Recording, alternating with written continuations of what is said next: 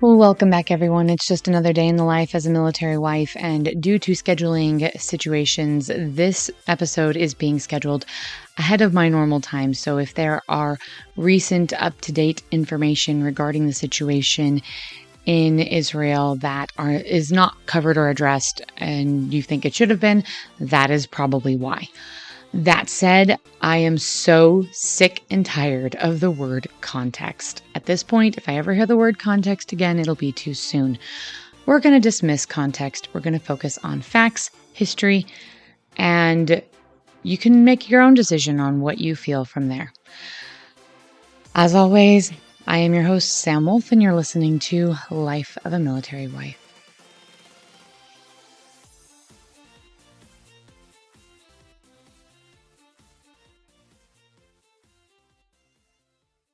Okay, here's a little bit of background because I think it's important for you to understand where I'm coming from. After September 11th, my life was pretty much just detonated in a lot of ways. My childhood perspective of the world being this mostly peaceful, safe, cooperative place was obliterated, for lack of a better term. And the way I coped with that is by research and study and gathering information and perspectives. I competed in Model United Nations. I have met advisors on the Middle East to the presidents of the United States. I have sought out people with this information and firsthand knowledge and experience as much as possible because I feel like the more I know, the more I'm able to feel peace. And that's just how I handle situations. That's how I handle stuff in general. And because of that, I have in depth researched from many different perspectives and angles the entire situation in the Middle East, but specifically the situation of Israel. And so when the situations of last week developed, I didn't originally know, and the first person who was aware of it was my husband, and he approached me, and he knows, being the mama bear that I am, he said, you need to stay off the internet, you need to stay off social media, you need to just take a break this weekend. There's some stuff going down in Israel. If you want to know generally what's going on, I will tell you. You just don't need to be looking at this right now. And he had a good point. I steered clear of it all through the Sabbath and most of Monday. And Tuesday got an unintended full-fledged dose. And to say that my mama bear instincts were activated to extreme would be a complete understatement. And that is why I feel like I need to say what I'm going to say now. This situation is not complex. It is absolutely not complex. People love context. That's the new obsession of our day and age is context. Fine. You want facts and figures? You want to know the background? Great. I can share that with you. But this is not complicated. And hopefully by the end of this, you'll understand why I don't feel like this is complicated. So, if we're going to go over history and the history of this area in general, in antiquity and all throughout modern history, there has only ever been 3 independent nation states within the current geographical location of Israel, all of them of which have been Jewish nations. The only autonomous nation states that have ever existed in recorded history have all been Hebrew, Israeli, Jewish, whatever you want to label it, nations. Those are the first and second kingdom of Israel in antiquity and the modern nation state of Israel. There has never been a state of Palestine, not once. So let's talk about this. In antiquity, and they have proven that biblical historical records and Roman historical and Greek records are, and Babylonian as well, justify the fact that there was at one point in antiquity, or twice, a kingdom of Israel. It was taken over by the Babylonians. I believe the Persians were involved at one point. Romans, Greeks, all had something to say about this. Protectorate, conquered land, whatever you want to call it. Rome finally got so ticked off and decided to pretty much destroy the state of Israel, the kingdom of Israel. It leveled most of old Jerusalem to the ground and renamed it Palestine as an insult and a way to erase the kingdom of Israel. After that, the region had the name of Palestine. However, there was no central government in existence. Even with the fall of the Roman Empire, there was no central government in that area, no nation state created. What happened was it was mostly nomadic Bedouin tribes, just a conglomeration of people. The Crusades happened because the Catholic Church thought, oh, hey, we're going to come in, we're going to take over, we're going to establish a Christian nation there. Yeah, that didn't exactly go well for anyone who studied history. At no point did they ever successfully establish a Christian nation state in Israel. So eventually, the geographical area of Jordan, Israel, Gaza, West Bank, that whole shebang, they ended up under the control of the Ottoman Empire. And that's basically where it stayed until World War I. And during World War I, the Bedouin tribes in the Middle East, Egypt, Sinai, Israel area were asked to, by the British, side with them and the Allied forces against the Ottoman Empire, which had sided with the Germans. And they said that if you, the British told the Bedouins in the area, if you side with us, we'll give you your own country. And they thought, pretty good deal. Let's do this. And they did. They helped the British military take Jerusalem and claim that area of land, including Transjordan, which is now the Kingdom of Jordan. And the British reneged on their promise. At the end of the war, they said, nope, we're going to keep this. We want this. And that was when the first control of a Christian, well, it's the only time that a Christian nation has controlled that region in totality. And immediately, the British had very upset populace on their hands.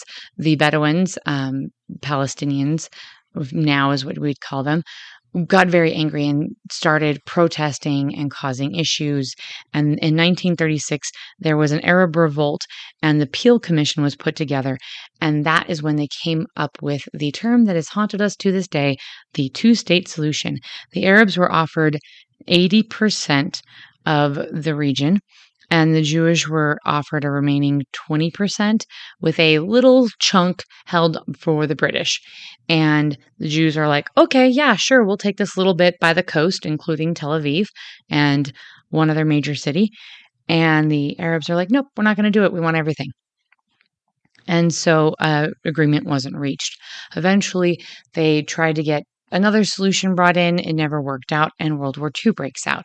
During World War II, the Arabs in the area sided with the Nazis because the Nazis said, hey, we'll give you your own country. And don't work with the British, work with us. And they did. They sided with the Nazis during World War II. And we'll never know if Hitler would have done that or not because Hitler didn't win. After World War II, the British asked the United Nations in 1947 to establish a nation of Israel so that the Jewish would have a home state again. And immediately after literally the day it was created, it was attacked by every single surrounding nation. And at that point, what we know of as the state of Israel now is not the state of Israel then. They actually had less territory then than they do now, because during that war, they claimed some territory from the people attacking them because they didn't lose. They stood up for their lives. They fought for their lives and they survived. So enter in a state of time where we've got the West Bank, we've got Gaza, those are predominantly Palestinian or Arab areas, and then you have the nation state of Israel. At this point, Israel begged all of the Arabs in the area to stay. They said, we don't want to kick you out. We don't want you to leave. Stay and help us build a country. But a lot of them left. And that is where a lot of the population for Gaza and the West Bank, that's why they are so populous. At the same time, all of the surrounding Middle Eastern countries kicked out their entire Jewish population. And Israel said, yeah, come here. Don't worry about it. We got you. And they absorbed the entire Middle Eastern Jewish population into their country. As of right now, there is no Jewish population in a lot of those countries anymore. I don't know I can't say if there's none in Egypt. That's the one country I'm not sure about. But I know Iran, Iraq, Afghanistan, well, not everyone counts it. But anyway, most of those countries got rid of their entire Jewish population, and they are now in the state of Israel. Now we come to the next point, which is in 1967, the 6 Days War is launched. Egypt, Jordan, Lebanon, all of them attack Israel. And basically, they were gearing up to attack Israel. And Israel's like, yeah, we know you're trying to kick our butts. We know you don't like us. And so they preemptively bombed the Egyptian airfields to get rid of some of the bombers. They hit military targets to weaken the military so that they hopefully would not attack them. They still did. The war lasted 6 days, and they ended up gaining the Gaza, the Sinai Peninsula, and the West Bank. So then afterwards, they're like, we don't want to keep all this land. We don't really want to have all of this. Israel signed a peace agreement in the 70s with Egypt and gave them back the Sinai. They said, hey, don't attack us and you can have all this land back. And you know what? The Egyptians agreed, signed on the dotted line, haven't attacked them since. Merry Christmas. We've got peace on that border. Then they turned to Jordan and said, hey, do you want the West Bank? You can have the West Bank. And Jordan's like, sure, 1/3 of the population is Jordanian. We'll take it. And they took it.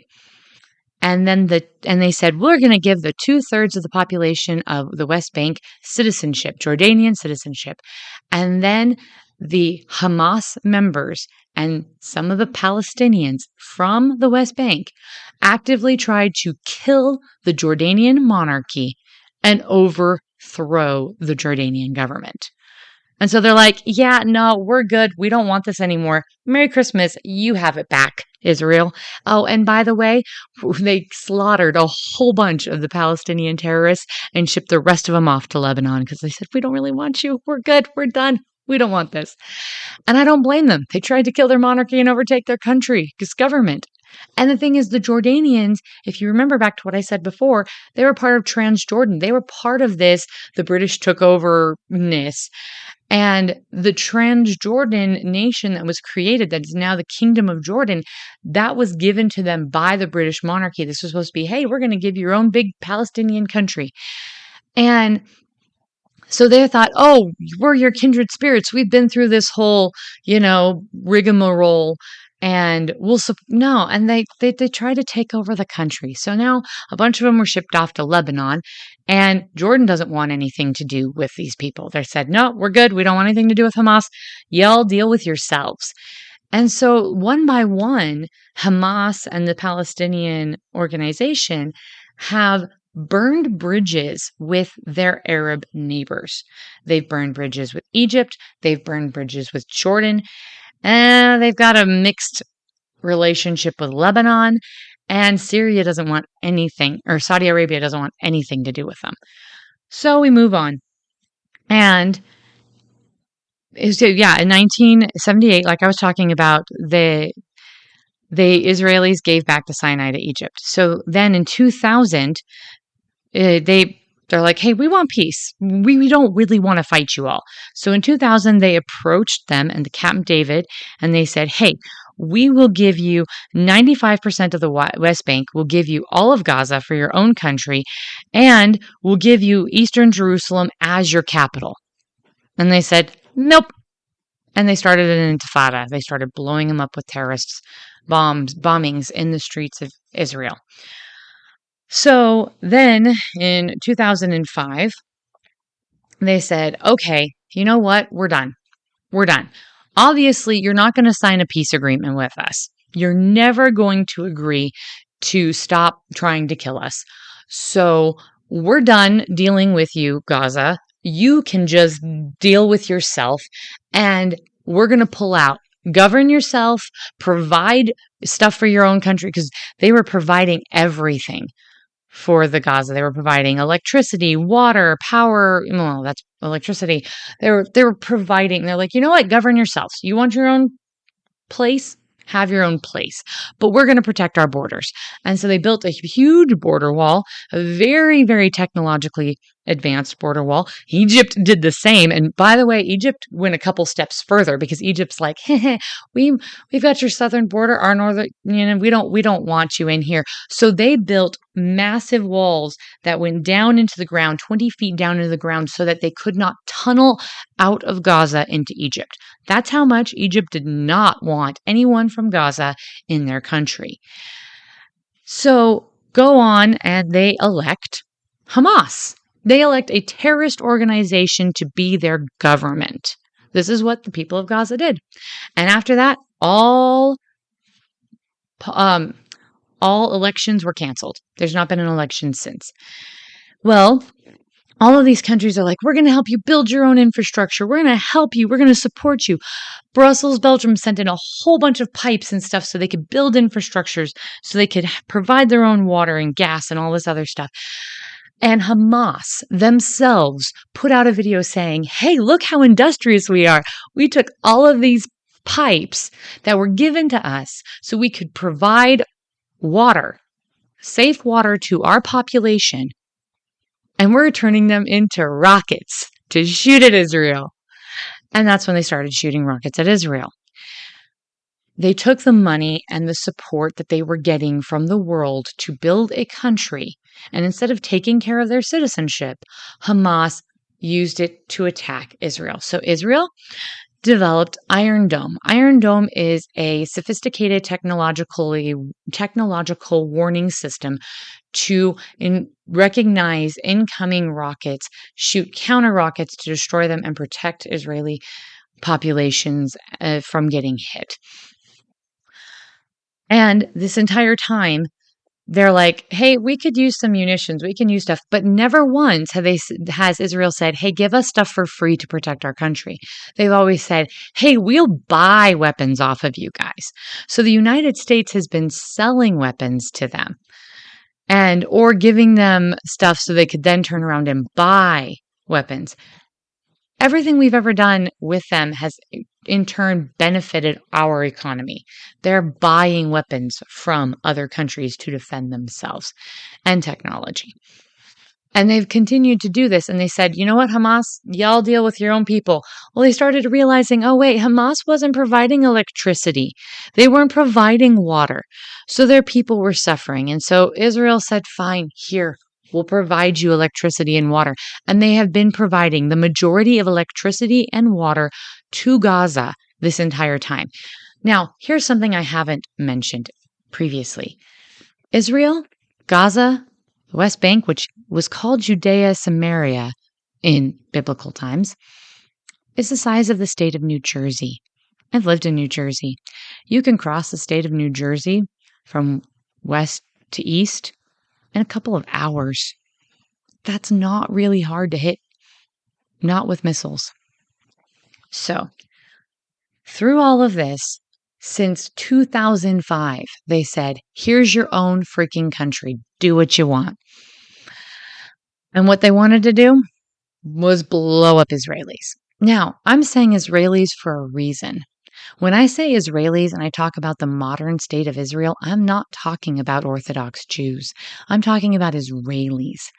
Israelis means Orthodox Jews, non-practicing Jews, atheists, Christians, and Muslims. There are a good percentage of Muslims in Israel who are Israeli citizens, who vote, who are in the Israeli government, who are on the Israeli Supreme Court. There is a Muslim, an Arab, on the Israeli Supreme Court. This is not an apartheid state, and I don't know who wants to try to convince you of that, but they're wrong. See, if it was an apartheid state, they wouldn't let them on their Supreme Court. They wouldn't let them be in their military, and they wouldn't let them be in their government as elected officials. But they do. They have all of those opportunities and they take them. The Palestinians in Israel are actually, or Arabs in Israel, are actually disliked more than the Orthodox Jews and the practicing Jews by those in Gaza, by Hamas, because they look at them as traitors. So, all of that established, all of that, let me hit a few more points. Everybody, or not everybody, but there's quite a few people you'll hear state, why is Israel being so hard in their retaliation on this situation? More Israelis, and I'm talking about ethnic Jews, practicing Orthodox Jews, atheists, Christians, and Muslims were killed. Israelis were killed, including foreign nationals, over that attack, during that attack, than were killed on Kristallnacht. Take that into perspective. This has been a larger attack than any we have seen since the Holocaust. The loss of life was close to that of September 11th. But unlike September 11th, where the terrorists attacked a place of business, they attacked homes. They attacked neighborhoods. They targeted schools, and they targeted a music festival. Civilian targets that were likely to have children there. That was their intention. And then, after killing these Israelis, they looted the homes. They stole motorcycles, TVs, all sorts of stuff. Because killing children wasn't bad enough. Now, then they took hostages, particularly children, including 12 Americans who have gone missing. And plus, we're in double digits on Americans killed. I'm not sure if it's 24 or 27, but we're in the 20s on American citizens killed. Italian citizens killed. German citizens killed. So they didn't just kill Israelis. They killed tourists. They killed people with dual citizenship who were there, some of them for that musical festival, some of them just on vacation visiting family. And we still have 12 Americans missing. And considering they predominantly took children, that means we most likely have American children being held hostage right now. And everyone's saying, oh, give them a break. They were just trying to defend themselves. They have a right to be upset. They have a right? They have a right to kill babies? Really? I don't know if I agree with that logic. In fact, I know I don't agree with that logic. So let's wrap it up. Okay, but we don't want children killed while Israel goes in and gets rid of the terrorists. That's great. I don't see a single Arab Muslim country stepping up and saying, you know what? We will take the innocent women and children. We will hold on to them. Egypt's not doing it. Egypt is defending their border. They're saying, you come into our country, we're going to take you out.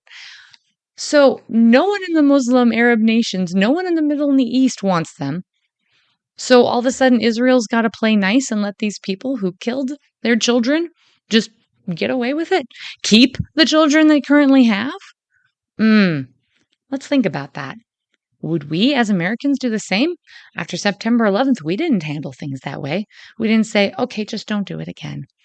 And they didn't attack our children. They didn't purposefully go into homes. They attacked a place of business with mostly adults. And we were pretty upset when terrorists did that.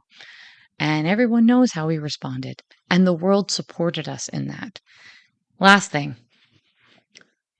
I don't know how many of you are aware of the amount of individuals who travel to Israel on a regular basis, including college students. There are currently college students from my alumni trapped in Israel. The United States State Department has, again, failed U.S. citizens. There are many, many thousands of U.S. citizens trying to get out of the country who have been prevented from doing so, with little to no support from the United States. Florida went in, and Florida got all of its citizens out, and then offered to get some more out too. But By and large, the State Department has failed them yet again. Most of them have no place to go because a lot of the hotels are being shut down because those people who work at the hotels are needed. They're being called up as reservists. Finally, the United States said, hey, as of Monday, which is the day I'm recording, the 16th, we'll start getting them out by boat to Cyprus. And they got a few of them out already and dumped them in Greece. And they said, oh, by the way, you have to pay us back for all of this. Well, part of the reason why they were stuck there to begin with is because their flights were canceled. Their routes that they had already planned to get out of the country had been canceled. And they didn't have the money to pay the exorbitant prices that were being charged by the few remaining flights, commercial flights coming in and out of the country. The U.S. State Department needs to get their act together. They need to work on protecting U.S. citizens. They have failed again. You want to know the amount of countries? Then I'll name off the countries who swept in, got their people, and got them out quickly. Poland, twice. They have all their people out. Germany, Netherlands, Mexico, Italy, Austria, and Hungary. Sorry, not Austria. Yeah, I believe it was Austria. Yeah, Austria.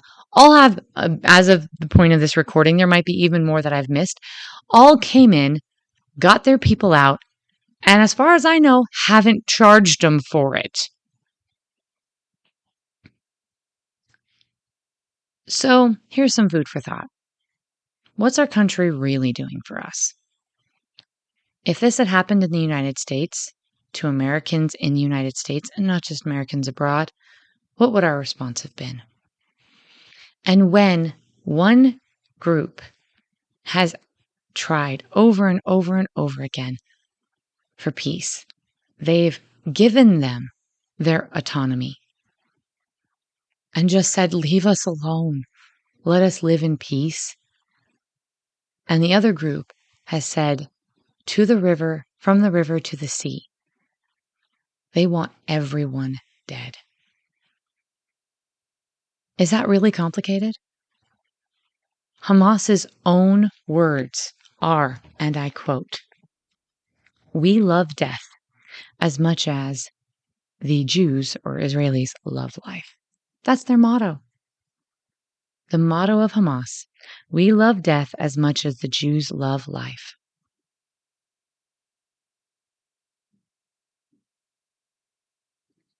Can you really make peace with someone who just wants you dead? Those are my food for thought. Those are my questions. I'm not going to tell you what to think, but I will tell you what I know. And I think you can tell what I think.